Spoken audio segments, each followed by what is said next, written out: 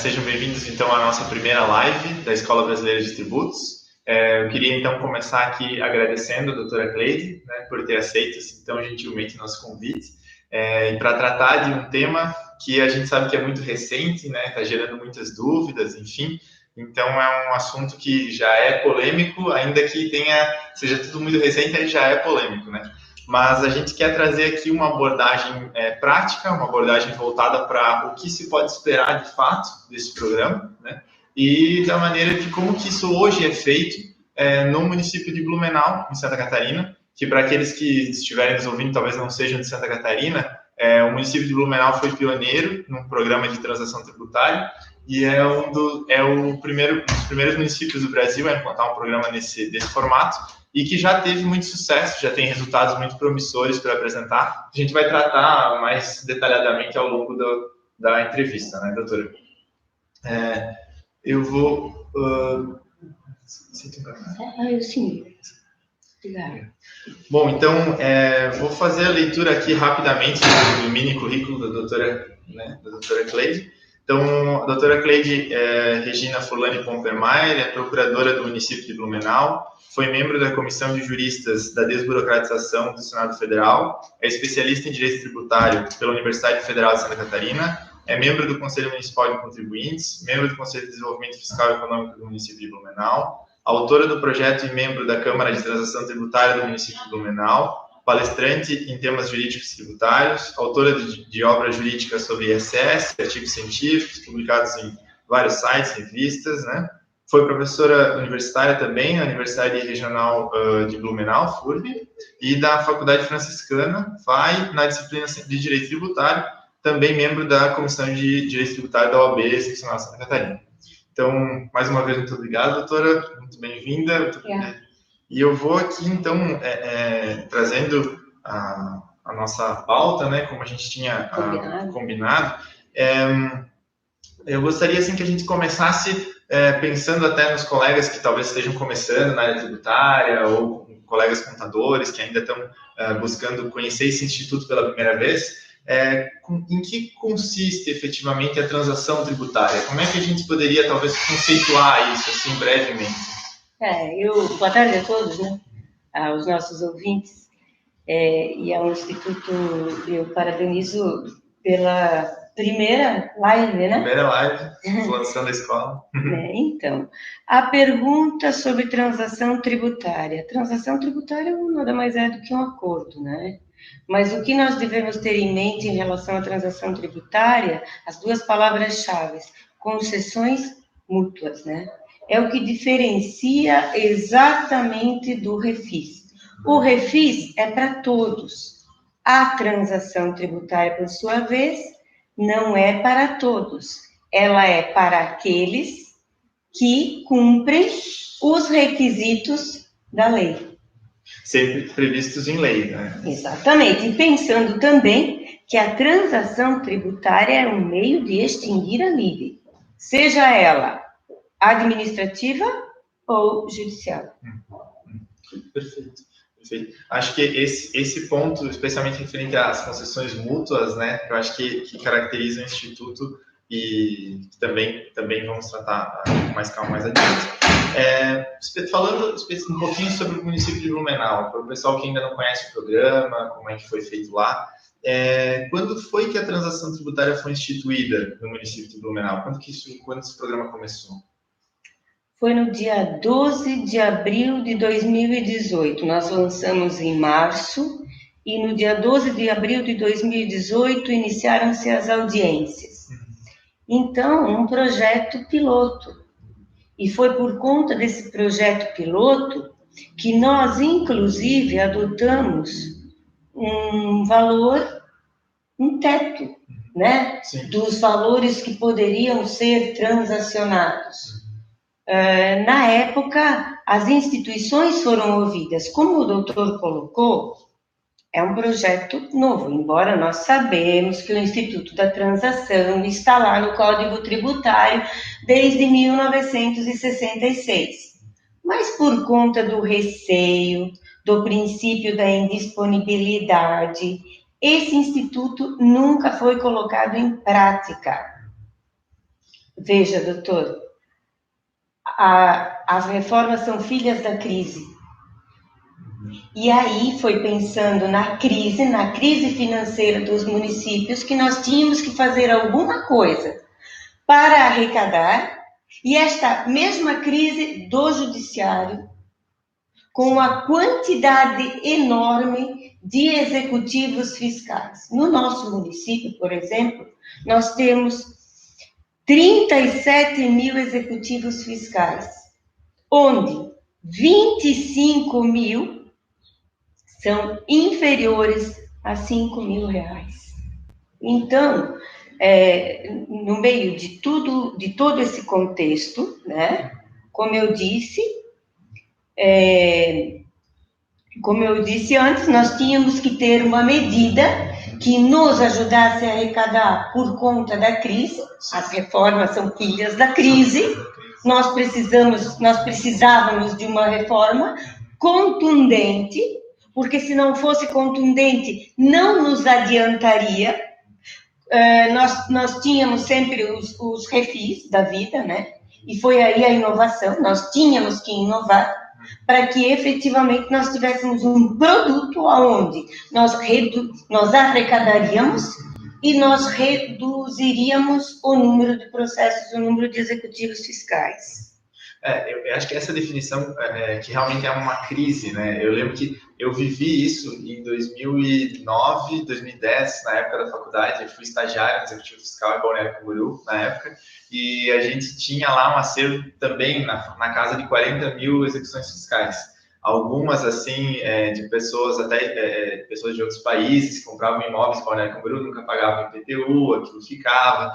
Então, você tinha, às vezes, na época era os processos eram todos físicos, e você tinha, então, aquela situação assim, para expedir uma carta rogatória, citar alguém em outro país, às vezes o processo ficava aguardando 2 anos em uma prateleira, em um escaninho, né?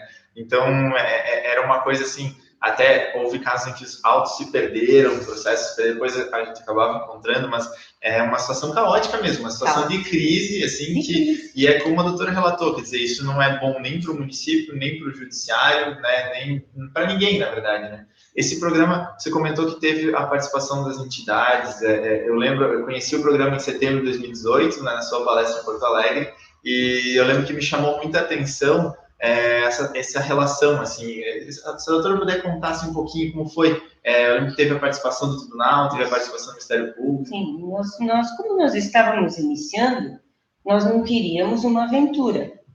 Então, nós pensamos em tudo isso de forma preventiva. Perfeito.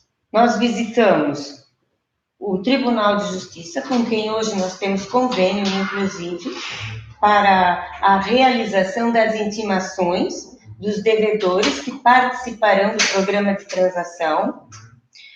Nós visitamos o Ministério Público, e quando eu digo Ministério Público, foi a Procuradoria de Justiça, e foi eles que nos incentivaram a colocar alguns freios, que depois na lei nós chamamos de critérios objetivos, né? E quais são esses critérios objetivos? Então, aproveitando o ensejo. Sim, perfeito. Valores até 40 salários mínimos, históricos, né? Que a ação seja antiga, ajuizada, então, até 31 de 12 de 2014. Esse acordo só pode ser feito uma vez. E que não esteja sendo processado ou tenha sido condenado por crime contra a ordem tributária. Todos esses freios, vamos dizer assim, foram colocados, foram sugeridos pelo Ministério Público. Como um projeto piloto, e eles foram muito receptivos no sentido de que, se isso desse certo, que isso começasse a se tornar uma cultura, nada impediria que esse teto pudesse ser aumentado ou até não houvesse limite. Sim. Né? Mas está em fase ainda de experimentação. Como a doutora relatou, apesar disso estar previsto no nosso CTN já desde 66, né? Artigo 171, se não me engano, 71, né? E é algo que a gente tem uma certa resistência, justamente pela questão do suicídio e disponibilidade, que vai tratar mais adiante, mas, e aí quando você percebe, não, mas existe legislação complementar para isso, existe essa possibilidade, eu acho que essa mudança de cultura realmente é melhor que seja feita passo a passo, né? Já foi, eu sei que vocês já encontraram muita resistência, mesmo fazendo com todos esses freios, né? Então, imagina se fosse algo que se buscasse fazer sem limites de valores, enfim, com certeza a resistência é muito maior. Né? Foi uma resistência de todos os lados. Nós tivemos resistência, né? Mas o que não nos faltou foi coragem. E nesse ponto, eu gosto sempre de enaltecer o nosso prefeito da época e o prefeito atual, porque eles tiveram esse ato de coragem de editar, né, de enviar o projeto de lei, de editar, de acreditar no nosso trabalho, meu e da doutora Ângela. Eu gosto sempre de enfatizar que essa ideia não foi só minha, foi da minha colega Ângela dos Santos Farias. Nós fizemos esse trabalho em várias mãos, né? Mas essa minha colega em especial me ajudou muito a trabalhar nessa lei. Nós procuramos fazer uma lei muito objetiva, muito simples, para que fossem cumpridos os princípios da celeridade, da informalidade, da eficiência, né? Onde quem pudesse ler aquela legislação não tivesse dúvidas, que ela servisse realmente para a prática, né? Por isso nós sentamos e elaboramos a lei assim de uma forma muito simples, numa linguagem aonde o povo realmente entenda, porque essa lei não é para o operador do direito, é para o povo, né? E tanto isso é verdade que nas nossas audiências, por conta do valor, nós recebemos pessoas de baixa renda também, né? Sim, claro, muito grande número, como você trouxe antes, né? 25 mil dos 37 mil processos são de até 5 mil reais, né?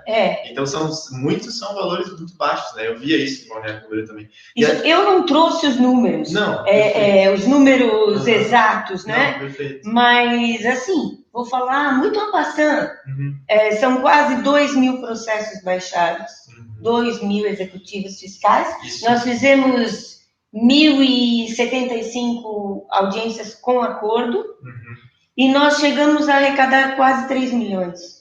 Você vê, em 1 ano e meio de projeto, mais ou menos, começou em abril de 2018, né? Isso. Então, em 1 ano e meio, quase 3 milhões em dinheiro público, né, que volta à disponibilidade do município para investir em tudo que a sociedade precisa. E com esse teto baixo. Né? Imagina se fosse algo até mais amplo, né? De 40 salários mínimos. Sim. Não, perfeito. E outro item que eu gostaria de deixar claro aqui, que eu acho bem importante para quem está nos ouvindo, é a questão da humanização do processo. Sabe, doutor, nós temos que encerrar, é o princípio consensualístico que nós estamos vivendo hoje, certo? Certo. E eu, na minha acepção, esse princípio consensualístico, ele tem que ser vivido na prática, entre a conversa do fisco para com o contribuinte. Então, nós utilizamos, nas nossas audiências, a escuta ativa. Então, nós deixamos o contribuinte falar, nós ouvimos o relato do porquê que ele chegou naquela condição e porquê que ele não pagou o débito. E eu posso lhe garantir que muitos dos acordos que nós fizemos é por conta dessa escuta ativa, dessa humanização do processo. Isso é outro ponto que a gente estava falando sobre mudanças culturais, né? Isso é um outro ponto que eu acho que é muito relevante no judiciário, né? Deixar de ver o processo como um número e ver ali vidas, né? Eu estava conversando com um cliente agora, antes de vir aqui para a OAB, e ele, com uma situação de um valor nem tão alto assim, imposto de renda pessoa física, recebeu uma notificação, ele me relatou que estava há 3 dias sem dormir, e que, na verdade, que aconteceu no caso dele foi que ele utilizou uma dedução de despesa médica, que ele não conseguiu encontrar os comprovantes quando a Receita questionou, então ele não conseguia dormir, ele imaginava a polícia vindo para prender ele na casa dele, tomar os bens dele. Então, assim, e pessoa, sabe, com nível de pós-graduação. Então, assim, a gente vê, ali são vidas, né? O processo judicial é a vida de alguém. E você não tem, você vai ver isso só como um número, às vezes tem alguém ali que não consegue dormir imaginando aquele problema. Só que conosco, o senhor colocou tudo, doutor, porque conosco é exatamente isso que acontece. Nós enxergamos a angústia da pessoa. Angústia da pessoa. O que ela sofreu antes de chegar ali no momento da audiência. Sim. É a humanização. E a felicidade que sai quando viu que conseguiu quando resolver. Imagina. E, assim, até um último ponto sobre a questão do programa de Blumenau, e antes da gente começar a entrar especificamente na medida provisória, até vou reiterar para o pessoal que está nos assistindo aqui, estamos com 21 pessoas online agora, a todos que tiverem dúvidas, podem encaminhar as dúvidas no nosso grupo do Telegram, o link já foi disponibilizado por e-mail, e as dúvidas todas vão ser respondidas brevemente. Ou poucos dias a gente vai responder tudo. Só não vamos interromper a live agora para responder, para não tumultuar a mesma conversa, enfim. Mas todas as perguntas vão ser respondidas, só encaminhar no nosso grupo do Telegram. Eu queria só abordar aqui rapidamente, doutora, duas críticas que eu acho que você até já trouxe, mas acho que vale a pena a gente reiterar. Que são uma das críticas que eu já vi outras pessoas fazerem ao programa também, que aconteceu de fato em Blumenau, se isso não seria um refis permanente, né? E a questão de se isso não desestimula o adimplemento dos débitos tributários, se a existência de um programa de transação não desestimula a pessoa a fazer a quitação dos seus tributos. Eu acho que, bom, a doutora vai saber. Essa resposta a doutora já nos trouxe até quando trouxe a questão dos critérios objetivos, né? Mas eu acho que seria interessante enfatizar. Não, entendo que não, né? Eu entendo que nós temos hoje um incentivo à inadimplência, é algo muito subjetivo, porque como o doutor colocou, às vezes pode acontecer por equívocos, às vezes pode acontecer por falta realmente de condições para pagamento, então nós não podemos nivelar por baixo. Né? Ai, que bom se eu tenho condições de arcar com a minha obrigação e vou lá e pago, né? Eu percebi isso nesse tempo de programa. As pessoas realmente não pagam porque não podem, não é porque não querem, né? Então eu não consigo enxergar dessa forma. Em relação à questão do refis permanente, não. Justamente nós temos critérios. Sim. E no caso eu citei os critérios objetivos, mas além dos critérios objetivos, nós temos os subjetivos depois que entra no programa, né? Que no nosso caso lá de Blumenau, o que é analisado? É analisado o processo. E dentro desse processo nós analisamos o histórico fiscal da pessoa. Nós analisamos a hipossuficiência, e também condições de saúde grave na família. Isso nós atribuímos uma nota sempre de 0 a 5 a cada quesito. O tempo de duração da ação e o que é principal. E é ali que eu digo que não pode ser considerado um refis permanente. Nós consideramos o risco do município em perder a ação e a existência de recurso repetitivo, súmula vinculante ou repercussão geral em desfavor do município. Aí, como é que eu vou falar em incentivo à inadimplência se eu deixar correr aquele processo, eu vou perder? Sim. Ou vai onerar a máquina do Poder Judiciário, vai para eu, lá na frente, perder o processo? Não faz o menor sentido.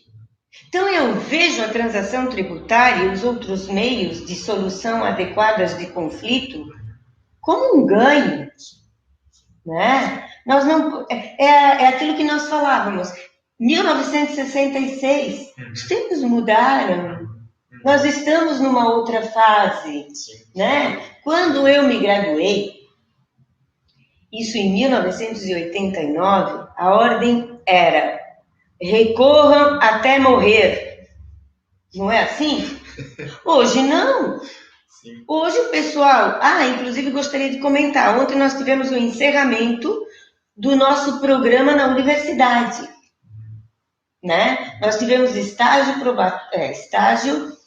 obrigatório na cadeira de transação fiscal com os alunos da Universidade Regional de Blumenau. Eles nos auxiliaram no programa, nas audiências, na questão de análise das teses tributárias desfavoráveis aos municípios, né? Então, ontem nós tivemos o encerramento do estágio. Ou seja, é isso, os alunos, os acadêmicos, participando da nova mentalidade que hoje é o processo tributário, porque se essa mentalidade hoje está no direito privado, ela tem que vir da mesma forma para o direito público, porque quem entrega o dinheiro ao Estado, senão o particular. Né? Então, nós temos que ter essa visão. Perfeito. E gostaria de falar um pouco, doutor, que eu acho bem importante, sobre o princípio da indisponibilidade, que também nos é muito perguntado e que foi o nosso grande medo quando nós iniciamos o programa, né? Sim, sim. Mas, afinal de contas, o que é esse princípio da indisponibilidade, né? Eu posso dar descontos. Esses descontos, eles podem atingir o principal? É exatamente esse ponto que eu queria tratar agora, tá? É nessa linha, porque a gente vê que a medida provisória, estávamos conversando antes, né? A medida provisória, ela parece vedar o desconto no principal em dado momento, e depois ela parece abrir um espaço para dar esse desconto amplo, né? No valor do crédito a nível federal, aquela, né? Doutor, agora entrando um pouco na MP 899. Tá, perfeito. Né? Perfeito. Eu confesso, e confesso aos ouvintes também, que eu não me aprofundei no tema ainda, né? Eu sou a maior interessada, mas esses atos normativos, eles são recentes, e eu andei estudando apenas, en passant, alguns pontos que me chamaram a atenção, tá? Antes de nós falarmos sobre esses dois pontos, que inclusive eu anotei aqui, eu gostaria de falar um pouco do princípio da indisponibilidade para o nosso programa lá de Blumenau. Né? Por que nós nos preocupamos tanto com ele? Então, a primeira pergunta que nós devemos nos fazer é: qual é o conceito do princípio da indisponibilidade, afinal de contas? Sim. Tanto se fala, e aonde é que nós queremos chegar?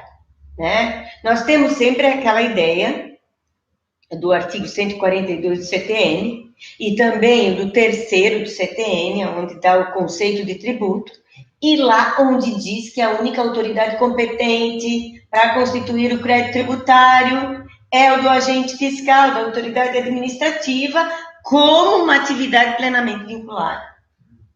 Não é? Muito bem. Eu fui tão curiosa, fui estudar no direito italiano para poder chegar a uma conclusão. Inclusive, estou escrevendo um artigo sobre o princípio da indisponibilidade na transação tributária,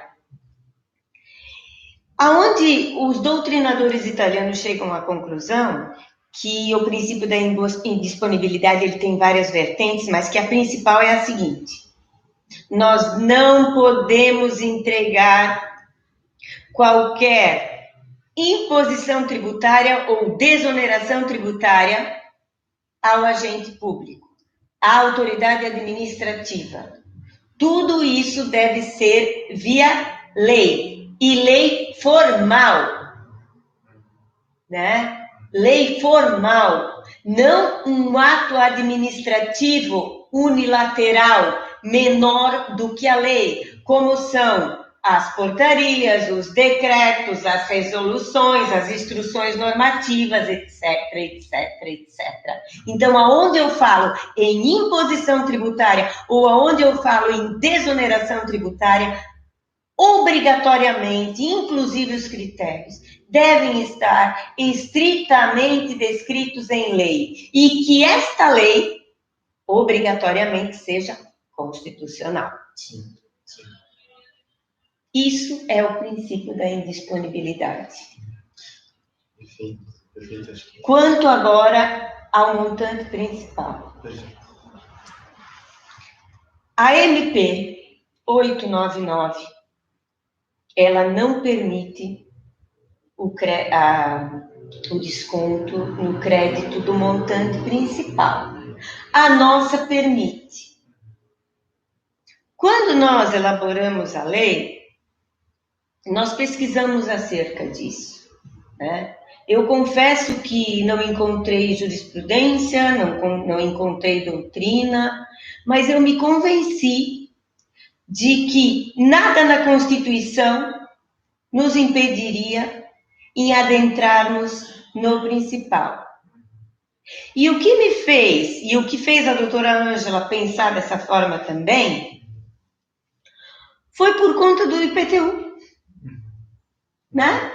O IPTU, todo ano, por lei, doutor, por lei, concedido um desconto no principal. Do fato gerador já ocorreu. E é concedido um desconto no principal. Nunca se discutiu a respeito desse desconto. Então, o brasileiro, principalmente, né, ele é levado a um costume. Nós somos levados sempre ao costume. Então, porque nunca foi feito, é porque não pode ser feito. Não, não é assim. Ou sempre foi feito assim, por que eu vou mudar? Não é? A gente eu vejo assim, como você disse no começo, vocês tiveram que ter muita coragem para encarar essa situação, porque o brasileiro é isso, quer dizer, ele quer fazer o que sempre foi feito, quer deixar de fazer o que também nunca foi feito, não quer inovar, porque há um grande receio, é dinheiro público, né? A clareza do princípio da disponibilidade que você nos trouxe aqui, um conceito que ficou muito claro, ficou muito evidente, mas que talvez para algumas pessoas não seja algo tão claro assim, né? Enfim, a doutora estudou até as raízes disso, né? Então, é exatamente esse o ponto. Acho que... Então, o que nós fizemos para adentrar no principal? Vamos lá, o que nos encorajou?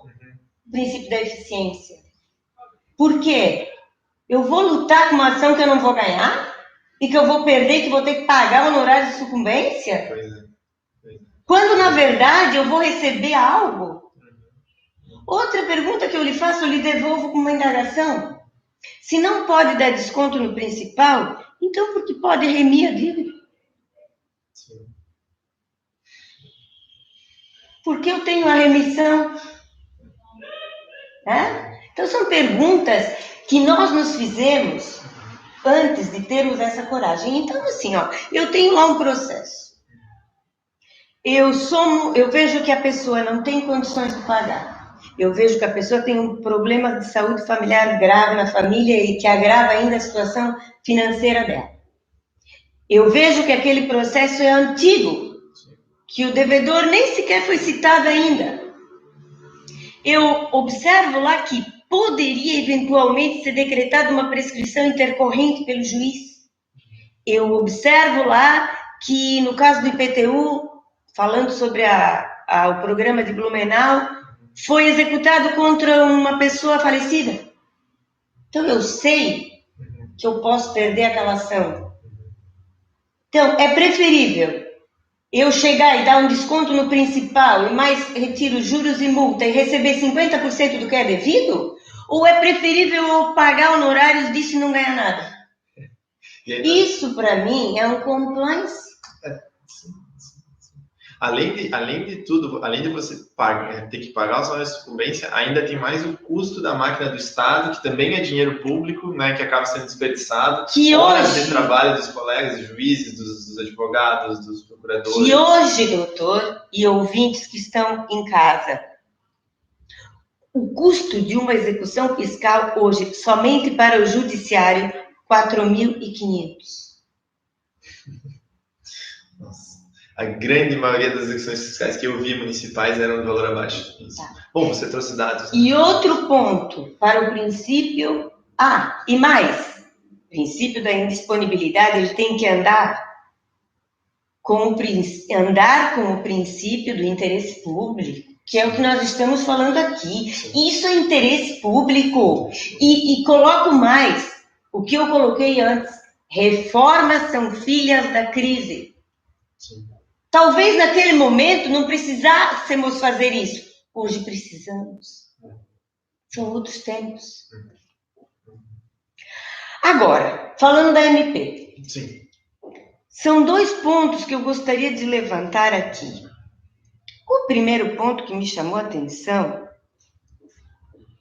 foi que na Lei 13.140, que é exatamente a lei que tratou, a lei mãe, né, da conciliação, da mediação, da autocomposição, a lei que trouxe as normas gerais desses institutos, ela proíbe a criação de câmaras de conciliação, de transação, de mediação, de autocomposição, que tenham por objeto tributos administrados pela Receita Federal inscritos em dívida ativa.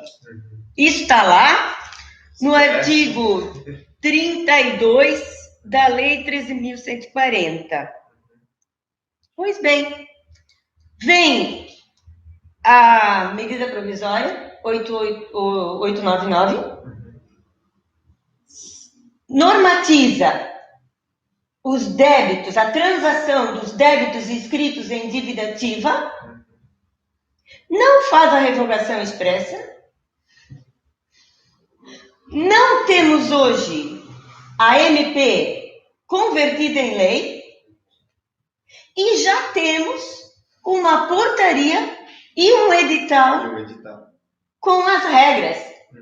E eu vi o edital, muito en passant, fevereiro de 2020, eles têm, para se adequar. Mas se ainda não é lei. Nós temos uma lei hoje não permitindo que esses tributos administrados pela Receita Federal não podem ser objeto. Então, assim, com todo o respeito, eu acho que hoje, enquanto não for convertida a medida provisória em lei, nós ainda temos essa discussão da revogação tácita ou expressa, que eu ainda tenho minhas dúvidas. Se não deveria ser revogação expressa. Mas vamos considerar que seja revogação tácita. Hoje nós não temos uma lei, nós temos uma portaria sem lei, nós temos um edital sem lei. Então, com todo o respeito para mim, são regras inválidas porque contrariam a Lei 13.140. O artigo 32 e o artigo 38 tratam desta matéria. Então, esse é um ponto que me chamou a atenção. Eu acho que é um ponto realmente muito relevante, porque e até a questão de, como a doutora bem pontuou, hoje a MP ainda é uma medida provisória. Então, que insegurança jurídica que não poderia surgir, né, quanto a essas transações que forem feitas nesse período, se por um acaso a medida provisória não for convertida em lei ou for convertida com um texto alterado ou com algum, né, porque diferente. Quando você tem uma medida provisória, mas não tem uma lei em sentido contrário, tudo bem, o que está valendo é a medida provisória. Perfeito, sim. Mas aqui, no caso, nós temos uma legislação federal expressa impedindo que tributos administrados pela Receita Federal possam ser objeto de transação, de autocomposição, enfim, de qualquer um desses. Então, fica essa minha reflexão. Não, perfeito. Assim, eu vou pontuar algo assim, da minha visão, que eu nem sei se a doutora concorda, mas enfim, o que me parece assim, é que, claro, eu não tenho conhecimento sobre os trabalhos que foram feitos previamente à edição dessa medida provisória, talvez ela tenha sido objeto de inúmeros estudos antes da sua redação, apesar de que está em confronto direto com a legislação que talvez não tenha sido percebido, enfim, não sei. Mas me parece que é uma matéria muito complexa e muito polêmica para ser tratada pela via da medida provisória, né? Eu pessoalmente fico pensando em como foi o desenvolvimento da legislação de Blumenau, quantos foram os debates que nós relatamos aqui, né, quantas foram as entidades que participaram dessa discussão, e antes de que se pudesse construir um texto que, como a doutora disse, que a ideia era que não trouxesse dúvidas, que trouxesse segurança, porque se sabia que a matéria era complexa e que se estava inovando. Quer dizer, aqui a gente tem uma previsão a nível federal, muito mais amplo, né, com fácil para se imaginar, né, valores também maiores envolvidos, enfim, e você tem isso via medida provisória, né? Surge e aí a medida provisória antes da conversão da lei já tem um decreto, já tem um edital, estou trazendo aqui só uma insegurança, uma percepção assim de alguém que, como eu disse, não tem conhecimento sobre os trabalhos que foram, as pesquisas que geraram essa medida provisória, mas me parece, no mínimo, arriscado, né, editar um texto normativo sobre essa matéria dessa forma, né, nesse veículo. E o que me preocupa um pouco é o que eu falei dos critérios, né? Sim. Os critérios, eles devem estar contidos na lei formal. Para o doutor ter uma ideia, em Blumenau, a tabela de pontuação nós inserimos na legislação, tanto quanto a planta genérica do IPTU tem que estar na lei. Então, assim, é muito sério. Sim, sim. Né? Eu acho que essa reflexão, ela tem que ser feita.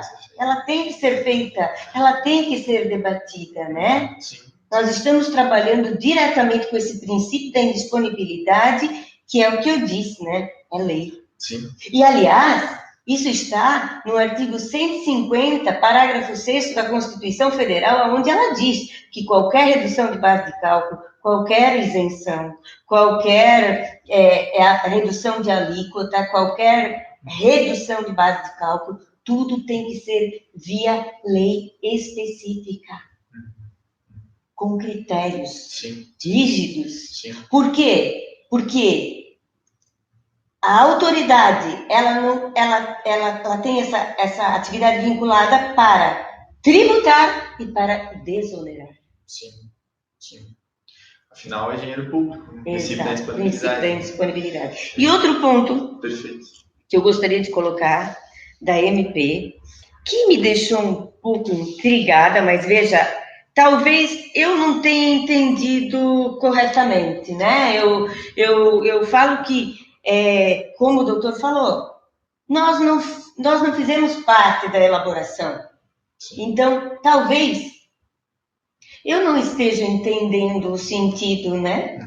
Aí nós levantamos até como uma contradição, mas talvez para quem fez a lei, para quem fez a medida provisória, não tenha a mesma leitura nossa, certo? Perfeito. Então, o artigo 5º, parágrafo 2º, inciso 1º da MP 899, diz que é vedada a transação que envolva a redução do montante do principal do crédito tributário. Mas no parágrafo 3º, inciso 2 do mesmo artigo, está escrito que poderá haver redução de até 50% do valor total dos créditos a serem transacionados, ou 70% se a transação envolver pessoa natural, microempresa ou empresa de pequeno porte. Então, eu não entendi. Se esses 50% e esses 70% é só considerando multa e juros, ou se o valor total não pode ultrapassar juros e multa nesse montante, ficou faltando algo para explicitar esse artigo. Ficou, sem dúvida. A redação não é clara. Porque o que eu quis dizer, quando nós fizemos a nossa legislação em Blumenau, no nosso pequeno, nós pensamos em quem estaria lendo. Essencial. Tá? Então, no mínimo é dúbia. Então, eu acho que aqui, e o que é pior, a portaria diz a mesma coisa. Ela repete os termos. Então, eu fiquei sem saber. Sim. Eu acho que Ou seja, se o montante Porque aqui, olha o que diz, vou ler novamente, ó, do valor total dos créditos a serem transacionados. Então, 50% do valor total dos créditos a serem transacionados. Isso me dá a entender que é o valor da dívida. Sim. Incluindo o principal. Total. Total. Ou 70%. 70%, né, pode facilmente atingir o principal. Né? Exatamente. 70% de um corte. Não é? É muito. Quando é microempreendedor, quando microempreendedor, empresa de pequeno porte e a outra pessoa natural, microempresa e empresa de pequeno porte. E aí eu pergunto, por que não incluir o Simples Nacional? Né? Ficou de fora expressamente que não seria objeto de transação. Sim. Sendo que 70% das empresas do Brasil são Simples Nacional. Exatamente. Então, essas questões que eu gostaria de debatê-las mais, sim, né? Sim. Porque, mas ela fez o estudo lá para o município dela, é uma outra realidade. Não é assim, né? Eu acho que a transação é a transação no Brasil todo. Claro, não, e eu acho que como já foi, o que já vem sendo feito em Blumenau, com o pioneirismo do município, né, de estar à frente dessa proposta, já com resultado para apresentar, já com percepções do que funcionou, o que eventualmente poderia até melhorar, isso tinha que ser levado em consideração, né? Antes de se expandir o modelo a nível nacional, a meu ver, minha opinião pessoal, né? Uma coisa que sempre até eu gostei muito, a primeira vez que eu vi a doutora em uma palestra trazendo o exemplo do IPTU, quando trata do desconto principal, porque é algo muito óbvio, mas que na verdade ninguém. Sabe? E uma coisa que eu fico pensando também muitas vezes é nesses refis previstos em legislação, claro, enfim, outros programas, que dão desconto nos juros, né? A gente sempre fala juros e multa. Mas se você pensar em crédito tributário, via de regra, juros são a taxa Selic. Exatamente. E você tem a natureza dúplice da taxa Selic, que serve tanto para a correção monetária, quanto para a remuneração, enfim, né? Quanto para juros mesmo. Ou seja, faria parte. Então, exatamente, se eu pensar que a taxa Selic está recuperando o valor atual, o valor original do débito, quando eu dou um desconto na taxa Selic, de certa forma, eu estou cortando correção monetária. E faz parte da própria exato, se eu estou cortando correção monetária, eu estou cortando no principal, talvez não no valor nominal original, mas no principal. Tenho a mesma impressão. Então, assim, a gente tem diversas situações em que existe um desconto no principal e ainda assim parece algo que é muito polêmico. Assim, isso não pode acontecer, mas já acontece, né? Acontece em inúmeras situações e todo mundo trata como algo até natural, né? Eu vejo, agora terminando e fazendo uma conversa mais light, Sim. Mas isso que a gente está vendo no direito tributário, agora falando na vida do dia a dia. O brasileiro, ele vive muito de modismos.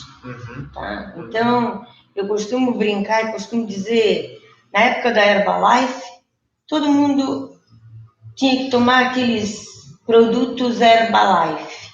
Aí passou a Herbalife, veio o Detox. Toda reunião que eu ia, tinha alguém que vinha com aquele suco Detox. Agora tu não vê mais ninguém com suco Detox. Né? Aí começou a história da intolerância à lactose. Poxa, eu sempre aprendi que os produtos contra para quem tem intolerância. Mas, no entanto, o brasileiro virou moda. Então, todo mundo vendendo produtos sem lactose, como se isso fosse... Então, assim, são os modismos que automaticamente são incorporados também no nosso profissionalismo, nas teses tributárias, no nosso dia a dia. E é isso que nos cega. Sim, todos vão por aquele caminho, né? Como se fosse. Eu vejo assim, tem essa. Falando, a doutora, né, trouxe até o exemplo da tese tributária, uma coisa que sempre fiquei me perguntando assim. A gente tem teses tributárias que discutem a contribuição previdenciária patronal, né? E as verbas que são pagas pela empresa que compõem ou não compõem a base de cálculo da contribuição previdenciária patronal por serem remuneratórias ou indenizatórias. E você vê a jurisprudência, e aí, pelo que eu vi assim, aqui no sul, na região sul, né, você vê a jurisprudência de 2010 a 2014, mais ou menos, a jurisprudência toda eram discussões sobre essas verbas indenizatórias e a manutenção da base de cálculo da contribuição previdenciária patronal, ou seja, 20% sobre folha, inciso 1 lá da legislação. E aí, em 2014, a partir de 2014, parece que alguém percebeu que também tinham outras contribuições, que era o RAT, o chegava no 27. E que chegava no 27, até mais. Então, assim, parece que a gente, todo mundo discutia aquilo, então todo mundo discutia aquilo, cegos, e ninguém pensava sobre o que estava fazendo. Exatamente. E aí a jurisprudência se consolida e se repete, e levam anos até que alguém diga, não, mas se não vale para isso, não pode valer para esses outros também. Então, a gente acaba, talvez, e aí vem o problema, né, do excesso de demandas do Poder Judiciário, que o projeto da transação visa atacar também, enfim, talvez por um excesso de trabalho, um excesso de carga, um excesso de... É difícil você encontrar quem efetivamente leia, pensa, analisa. Agora eu acho que o doutor falou tudo. No sentido de que a gente não tem que ler uma vez. Uma vez, 2 vezes, 3 vezes. Sabe, doutor, eu só desisti de ler até hoje as resoluções do Simples Nacional. Essas eu deixei de lado, porque realmente elas me cansaram. Aquilo foi muito enfadonho, enfadonho, e aí eu perdi a paciência. Que eu entrava lá e lia cá, não entendia uma coisa com coisa, então, assim, eu me desmotivei. Agora, quando eu pego alguma coisa e leio uma vez, leio 2, leio 3, porque realmente é ali que você vai abrindo e tentando visualizar o outro lado, que às vezes a tua mente não consegue deixar enxergar. Sim, uma primeira leitura você nunca chegaria, vamos dizer assim. Não, é perfeito. E assim, eu acho que, assim, para encerrar, a doutora, nós trouxemos aqui então essa proposta de analisar a transação tributária federal, as primeiras impressões, né, tudo muito recente, como a gente comentou, edital também publicado muito recentemente. Eu tenho certeza que vão seguir os debates também, tanto em artigos como em outras palestras de outros colegas. O nosso grupo, novamente, reitero que o nosso grupo Telegram também pode servir para isso, todas as dúvidas podem ser levadas ao grupo, a gente pode continuar a seguir o debate por lá. Mas, assim, considerando a experiência em Blumenau e o que a gente visualiza, assim, superficialmente, o que a doutora vê que a gente poderia esperar desse programa, dessa transação tributária federal? Porque eu vejo, assim, muita gente está criticando essas normativas todas, e eu acho que é uma crítica que tem sentido, no sentido de dizer que são muitos os requisitos, são muitas as limitações e poucos os créditos e os contribuintes que vão conseguir participar desse programa. As coisas ela não esperar, não sei. Assim, não sei. É uma caixinha de surpresas, mas assim, é aquilo que eu falei quando nós investimos na redução do principal. Porque tem que ter algo que atraia. Atrai. E o que me parece...